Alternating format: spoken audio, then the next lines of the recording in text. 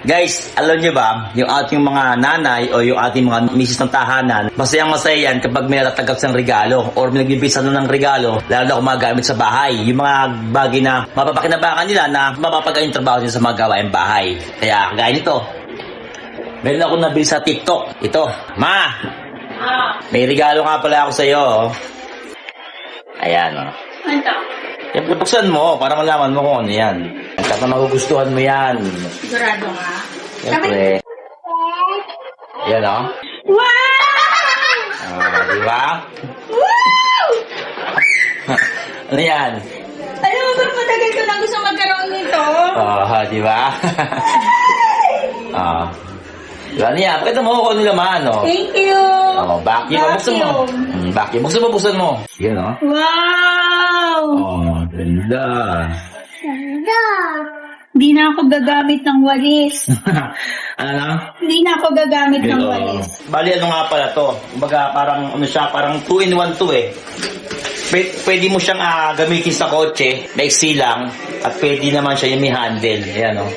Magamit din natin ito sa ating kotse. Kung bakit sa ating sasakyan, no? Diba? O, di magiginhawa ngayon maglinis si Mrs. ng ating mga flooring, oh. Okay ba, Ma? Ayos ba? Ang bago lang gusto gamitin pang kotse. Yan, click mo lang yan. Yan, ganyan lang siya pagka gusto nyo sa pang ano siya. Sa sasakyan, tapos sugutin mo lang yan. Ano yan? Pwede mo, pandarin mo. Yan, pwede naman yan. Yan, so bali pwede sa ating mga sasakyan, di ba? Sa mga upuan. Oh. Di ba? Ayos ba? Masaya ba? Masaya? Happy! Di ba? Happy ba? Hindi ka na makikita yung makawalis, no? Ito yung nililipad lang pagkawan. So, kaya ganun guys, no?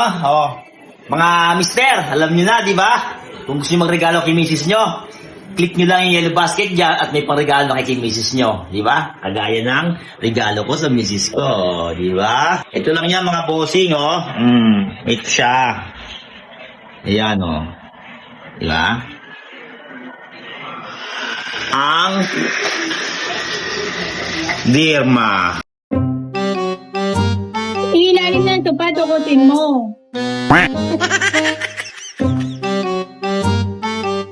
May yellow basket dyan para makakontek ka rin ito.